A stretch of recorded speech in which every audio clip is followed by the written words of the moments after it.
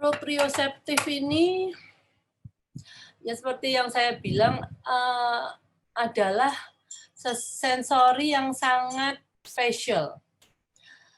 Karena proprioseptif ini harus bisa kita lakukan dan banyak kali anak-anak itu pasti proprioseptifnya ini terkena.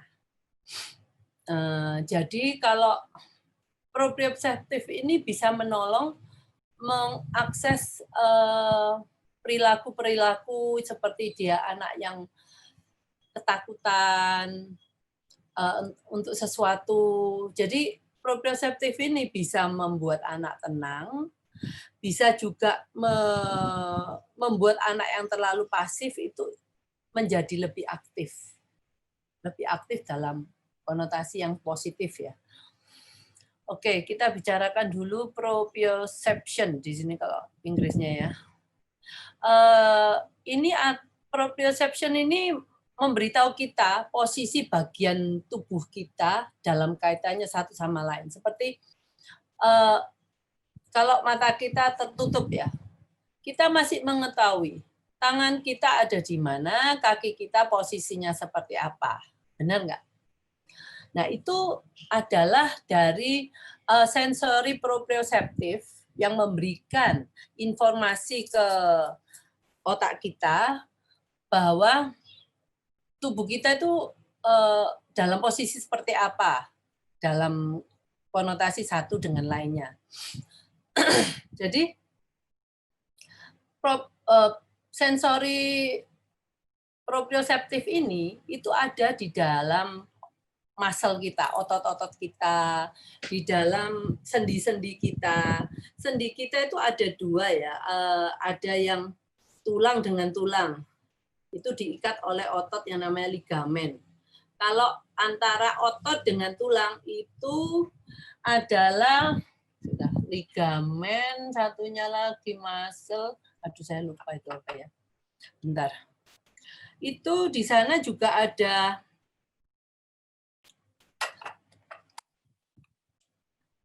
ligamen, muscle, sebentar. Saya lupa. Oke, nanti kalau saya lupa itu yang antara otot dengan tulang itu diikat oleh jaringan ikat sendiri. Jadi di ketiga tempat ini proprioceptive nerve itu ada di sana. Nah, karena itu kita mengetahui semua bagian tubuh kita itu di mana dia tahu. Nah, biasanya kalau proprioceptif ini kalau pada orang-orang yang biasa itu kalau jaringan ligamennya tendon. Oh, tadi tendon ya, namanya tendon itu tulang dengan muscle, otot. Itu yang mengikat adalah tendon. Kalau umpamanya jaringan ligamen atau tendon atau muscle-nya itu robek, maka proprioceptif kita terganggu. Nah, itu untuk secara fisikal.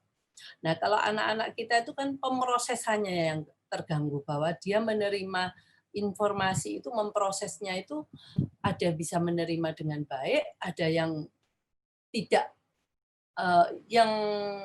bisa menerima, kurang, ada yang berlebihan. Oke, jadi kita pun sebagai orang yang kita sebut normal, kita juga bisa mendapatkan gangguan di area proprioseptif kita kalau kita mempunyai tendon yang terrobek atau ligamen yang robek. Nah, jaringan itu terluka, maka kita bisa merasakan kemampuan proprioseptif kita yang berbeda. Mungkin kita kurang bisa merasakan gini, kelincahan kalau kita lari di rumput sama lari di aspal. Nah, itu kan kita walaupun kita udah nggak usah mikir kan. Kalau di aspal itu kan kita mungkin gerakan yang kita lakukan untuk berlari di atas aspal dan di atas rumput itu nggak sama. Atau mungkin di atas pasir.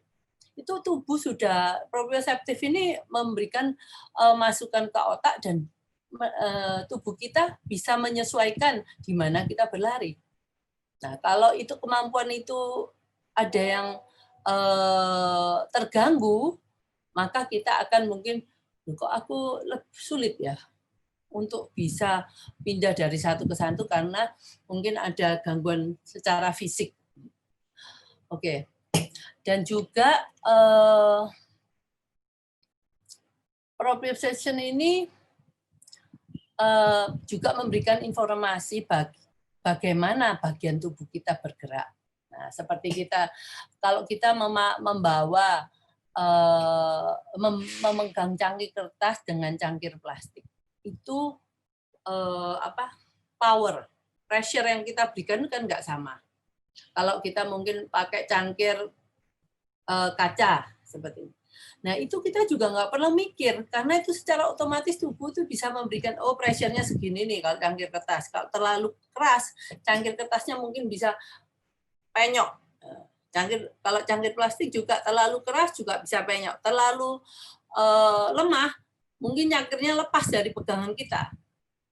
Itu sesuatu yang salah satu yang dilakukan oleh proprioceptif ini.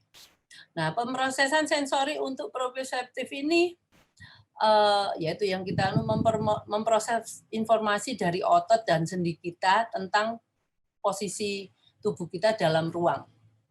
Nah, bentar.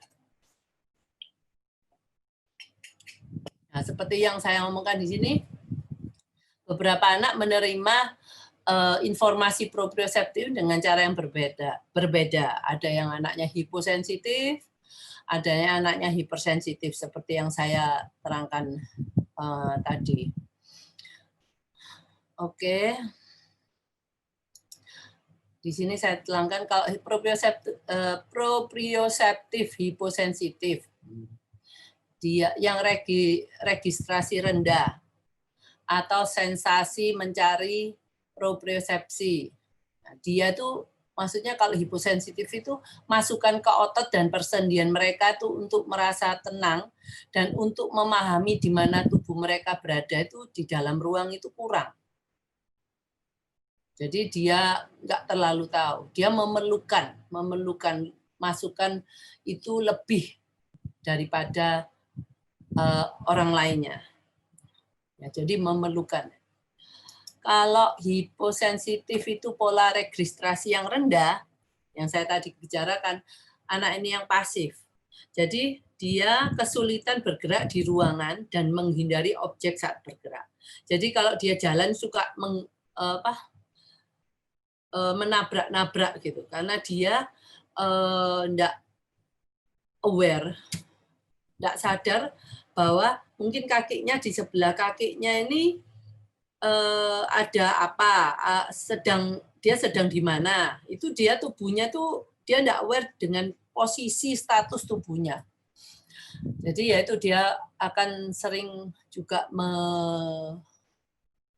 mempunyai kesulitan untuk menghindar.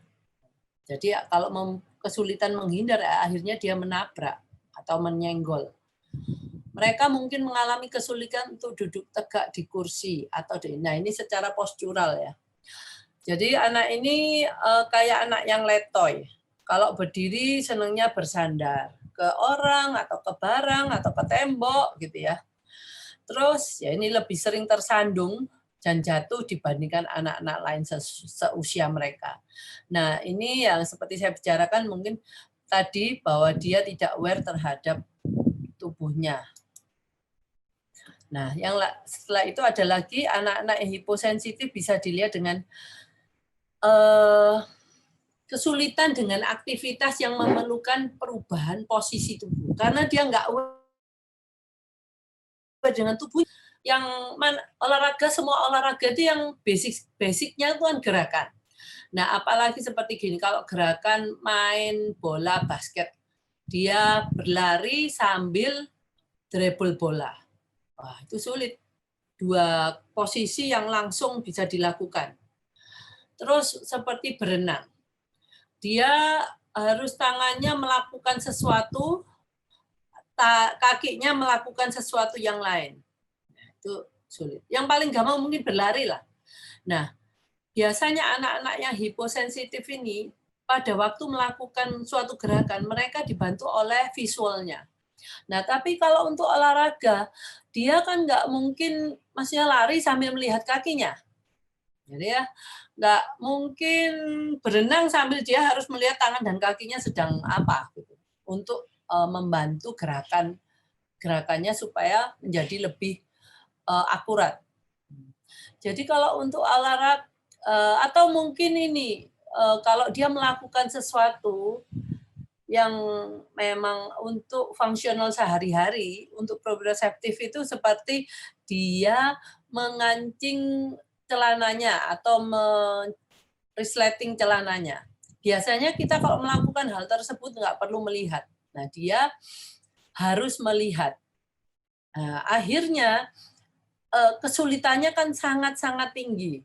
Bagaimana kalau kita mau pakai sabuk sambil melihat sabuknya? Jadi kepala kita harus sejajar dengan sabuk yang harus kita lihat. Dan itu adalah posisi tubuh yang sangat aneh karena bagi kita jarang melakukan hal-hal yang seperti itu.